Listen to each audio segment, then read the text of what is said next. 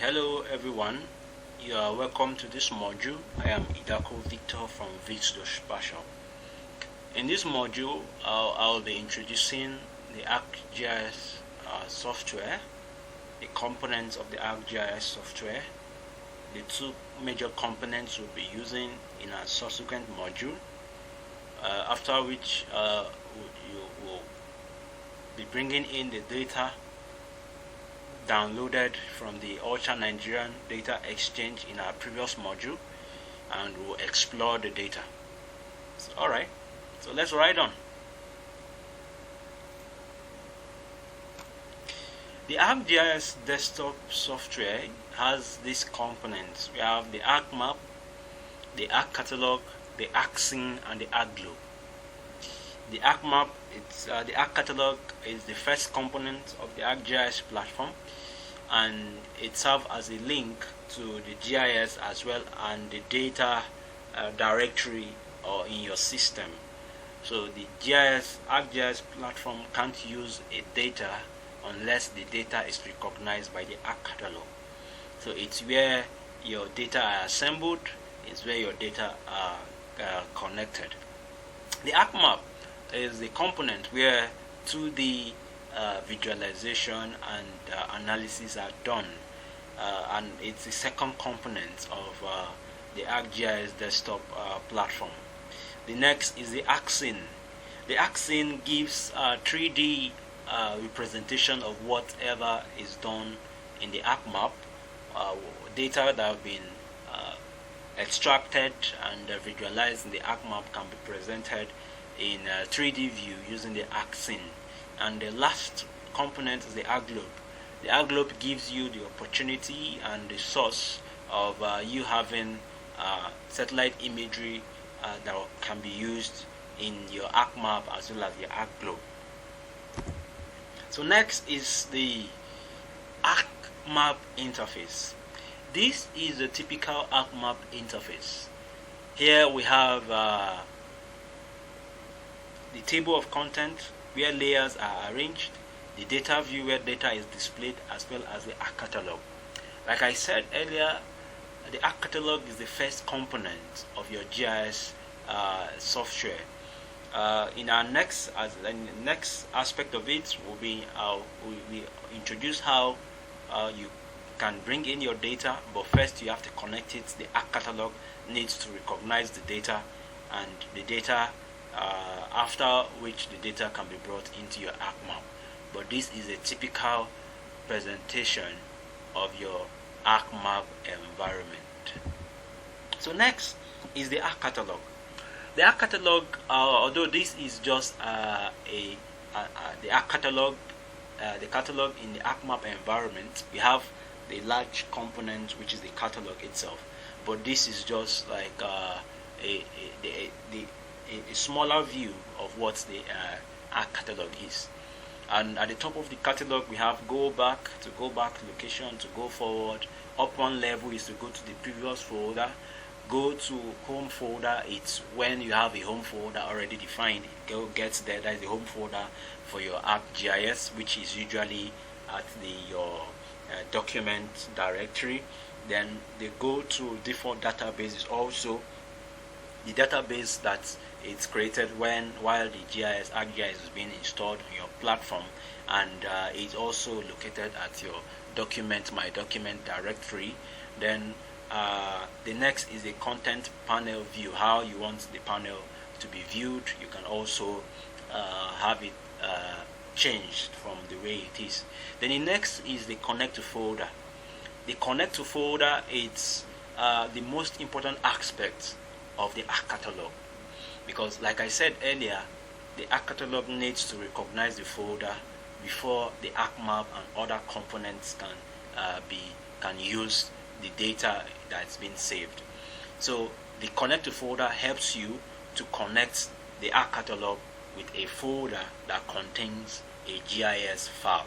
So as we proceed, you see how the connect to folder works and how your GIS data can be connected to your folder, and how you can bring in those data to your GIS environment. And there we have the toggle content panel and the options. These are the major panels in your Arc catalog, and under it we have the home document ArcGIS, the folder connections, tools, database server, and other options. But what you should take note is the folder connections will be any folder that is connected to the ArcGIS will come under the folder connections. So as we proceed, as we go further, you tend to see how this works. So now we are picking individual menu to throw more light on what they are, and as well as explain them, so that as we proceed we get to know how they are being used, and we see how they are used practical. We have the new project. The new project, which is this folder with white background file. The new project opens a new blank ArcGIS environment. Then the folder option here gives you to open an existing project. Let's say you've done a project and you want to open it, you can bring it up.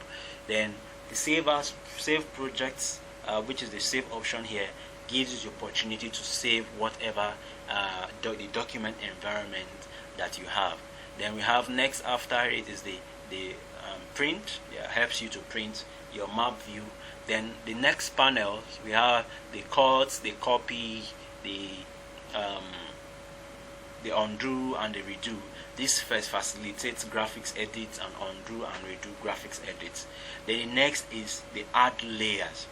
This is the important aspect of the ArcMap environment. The add layer helps you to bring in the data that has been connected with your Arc catalog into your ArcMap. So like you can see on the screen, you have the Arc data. Although the Arc data base map and Arc data from ArcGIS they are data sources from the online data sources, but our focus here is the Arc data. The Arc data helps you to bring in data from the folder connection that you've done from your Arc catalog. Then the next, as we proceed, the next is the previous extent. Then the next extent. The previous extent is below the Arc data. The next extent is below the Arc data. Then zoom to global extent, which is this. Zoom to active layer, which is this. We have zoom in and out. We have the pan. This and all this enables you to manipulate the view of your data. You want to zoom in, you want to zoom out, you want to zoom to extent, you want to zoom to active layer, or you want to zoom in, or you want to pan to a particular location. This helps you to do all that, and this is the panel that contains all the zoom options.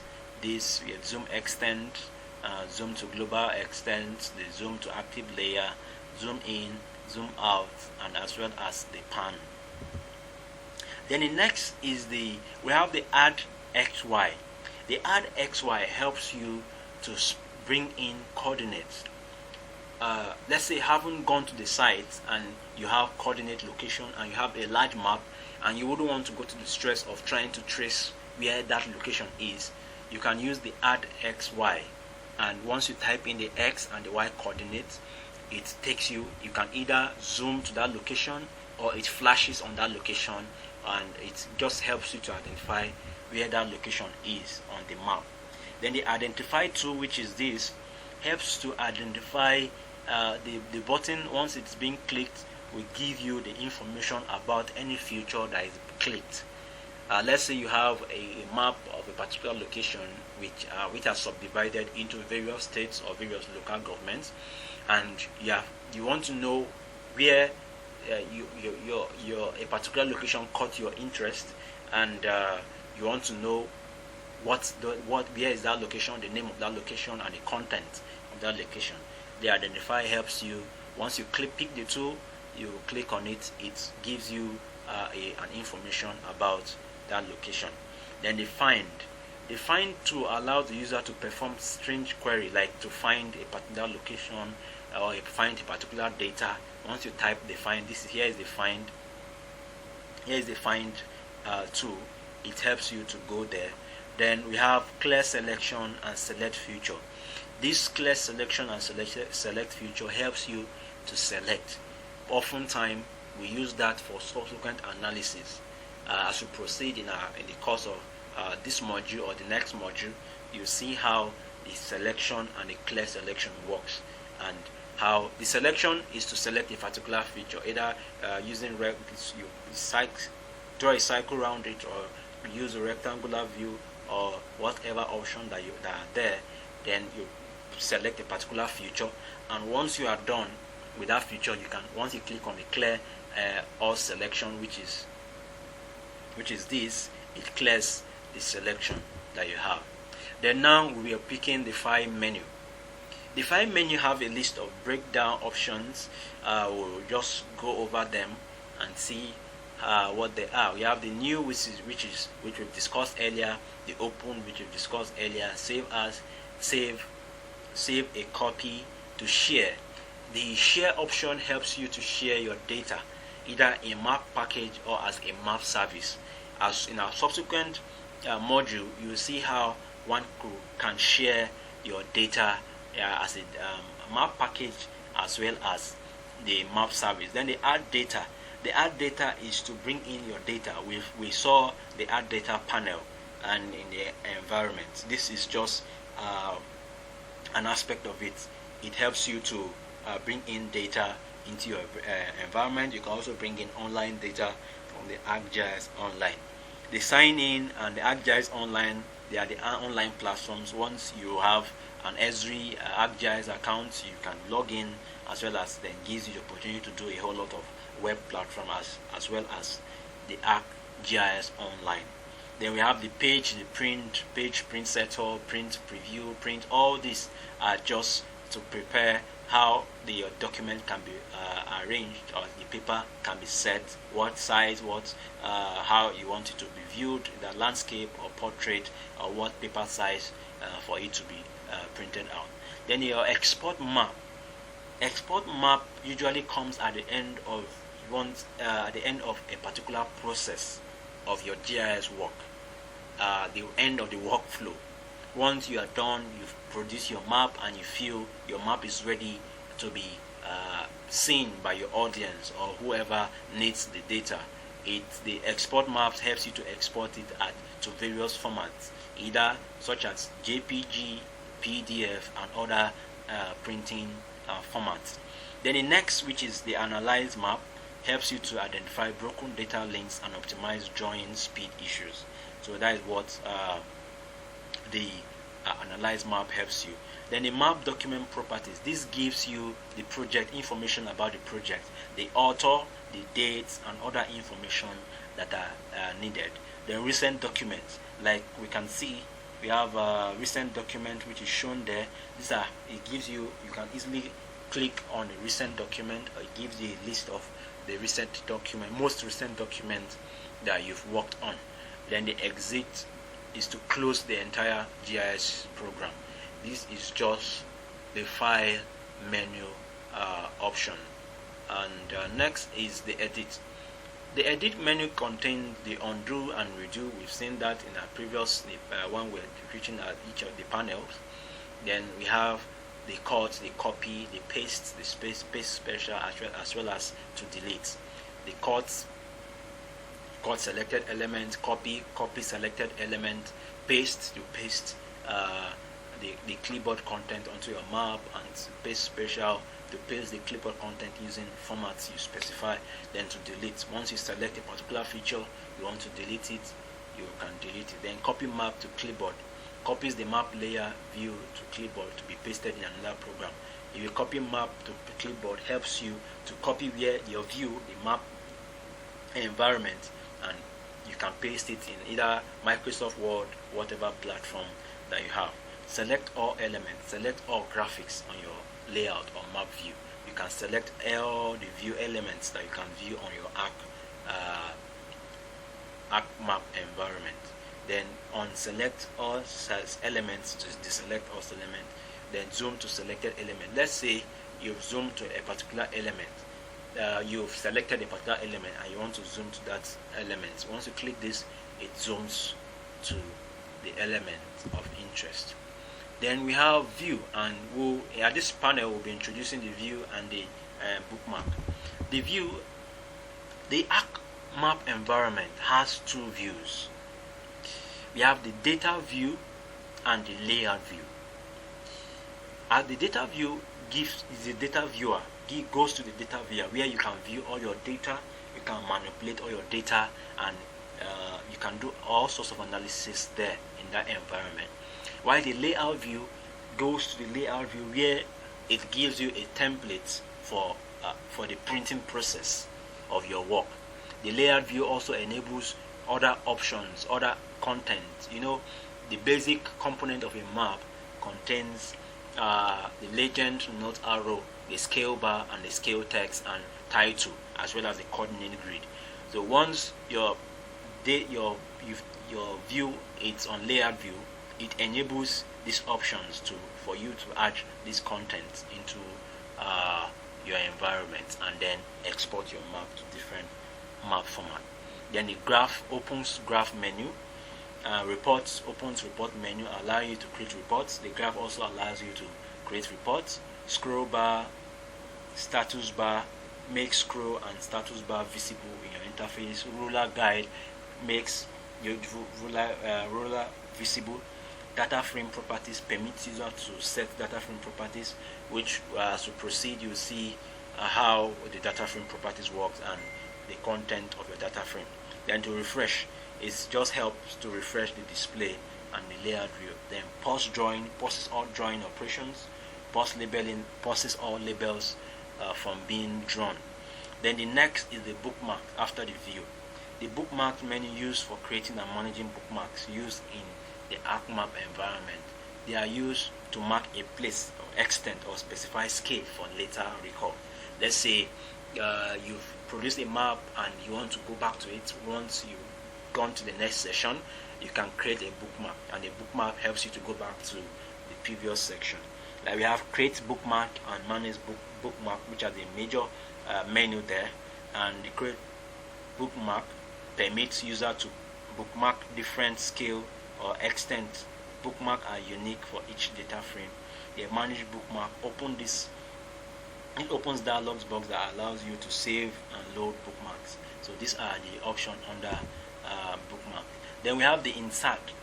The insert helps you to bring in some other information, like the data frame helps you to have multiple data view frame.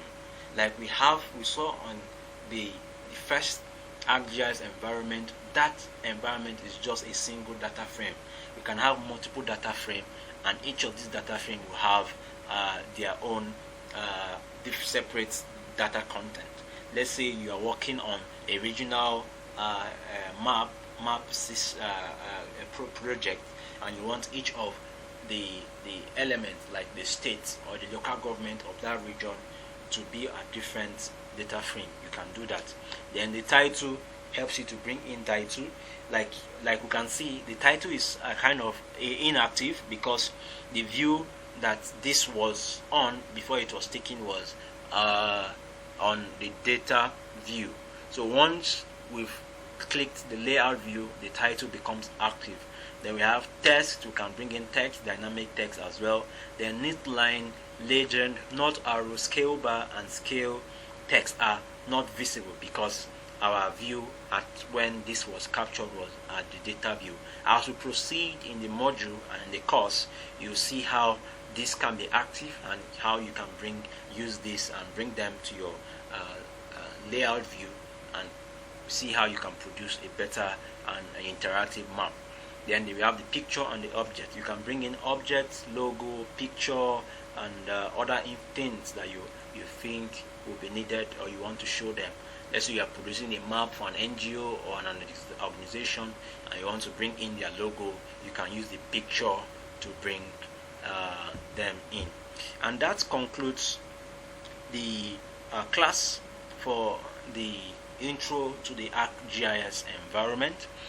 In this section, we'll be introducing the ArcMap environment, and we'll see the ArcMap the ArcMap.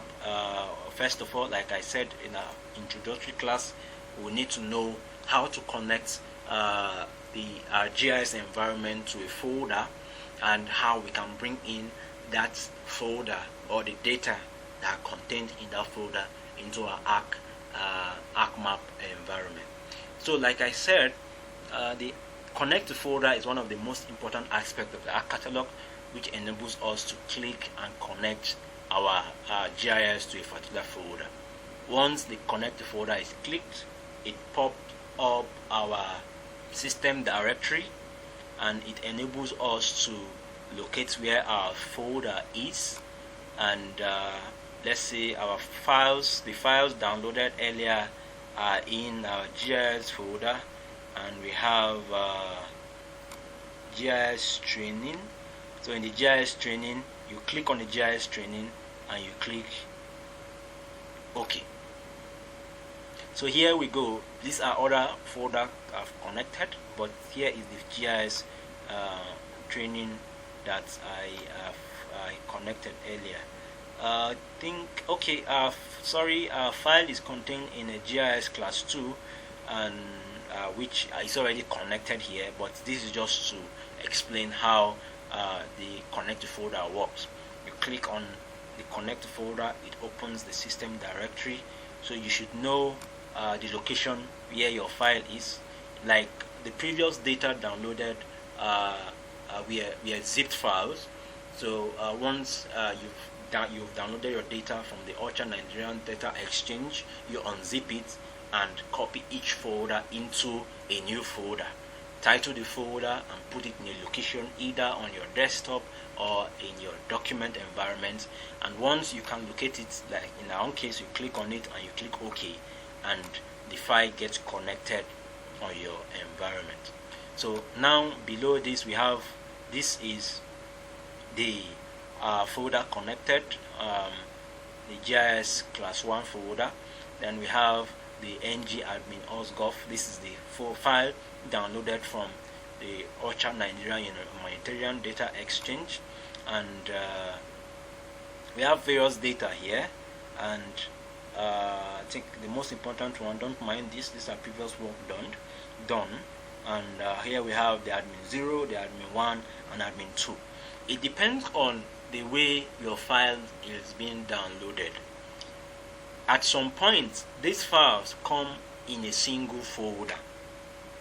But at some point, if there are different platforms on the Ultra Nigerian Data Exchange where each of these files are contained in separate folder. So don't be confused. In your own case, you might have them in different folder, the admin 0, the admin 1, and the admin 2 in different folder, and in some case you have them in a group folder.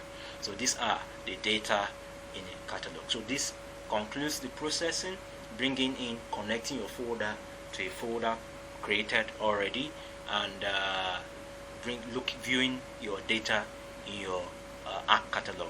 Then the next thing we'll be doing is bringing in the data into our ArcMap environment. And like I said while introducing this module, to bring in data in the ArcMap environment, you use the add data. So once you click on the add data, it opens the add data user box, and the add data user box helps you to locate your folder. You can use this look in environment to locate your folder you are working on. Here we are working on GIS class 1. You can use this, or rather you use your up one level, you go up one to your folder connections, open the folder connections, double click on it, and then locate your folder. Here is GIS class 1, double click on it, and open our folder, the data from the Ultra Nigerian Data Exchange, and you click, let me bring in the admin 1 first, you click on it and you click add data.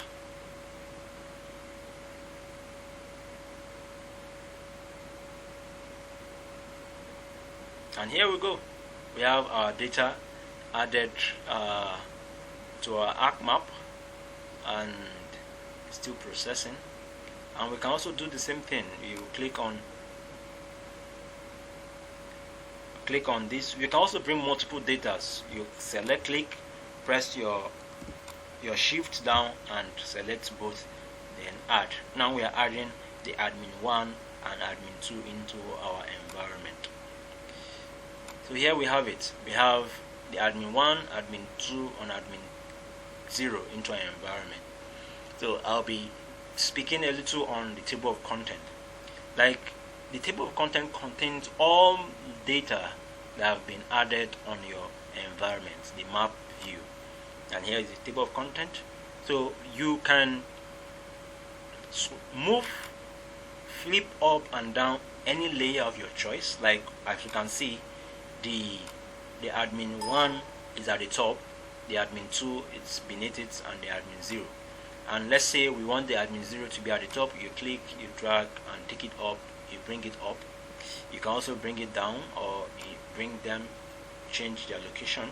And if you want, instead of changing the location, you can also uncheck this, and you can, once you uncheck this, it gives you the next file. You uncheck this, it gives you the next file, and there we go. And the next aspect of what we have today, before rounding to this module, is to explore your data. Most data that are being sourced were created for different certain purposes. So oftentimes, as a GIS specialist, it's needed that you explore your data, and to do that, you have to go through the attribute table. The attribute table gives you rows and columns of the items that you have, representing each feature on that is represented by each layer. So, like, let's say for example we have the admin 1. This is the admin 1. So we know the shape. The shape looks like the map of Nigeria, but how can we actually tell what the data is and what are the content of the data? You can go through your table of content. To do that, you right click, go to open attribute table, and here we go. We have the attribute table. So here we have different columns. We have FID, shape length, shape area, admin 1, EN. So let's look at the admin 1. We have, okay, Abia, Adamawa, Akwa Ibom. I think these are states in Nigeria.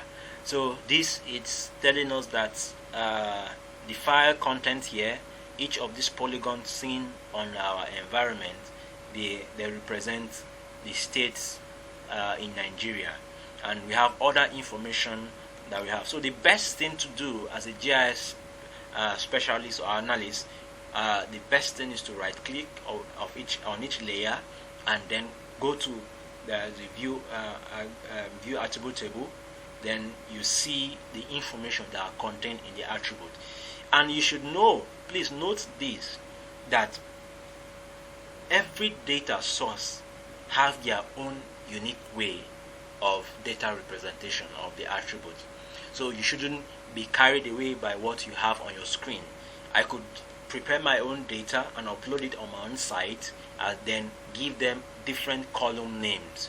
Although in GIS we don't call them columns, we call them field. Different field names. Let's say I produce the similar type of data, Nigerian the states in Nigeria, but this I could give it a different name. Instead of admin 1 name, I could give it state names.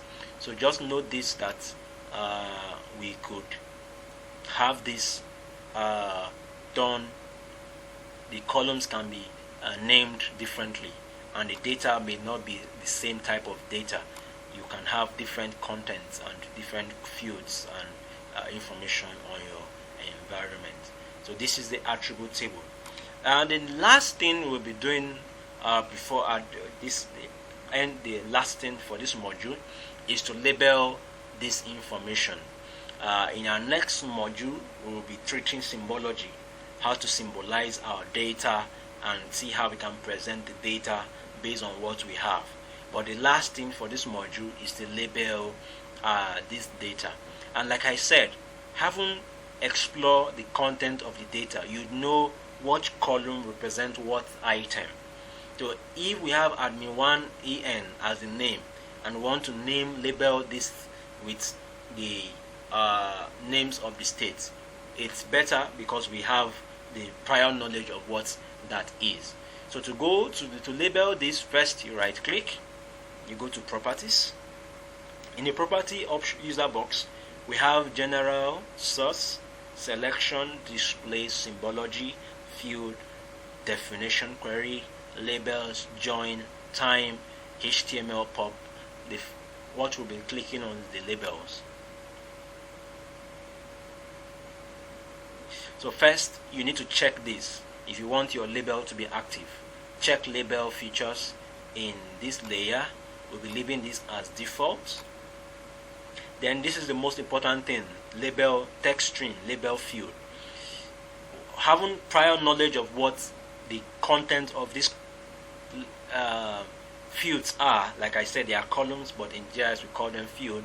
What these fields are, you should know what they contain and know the best way to label your data.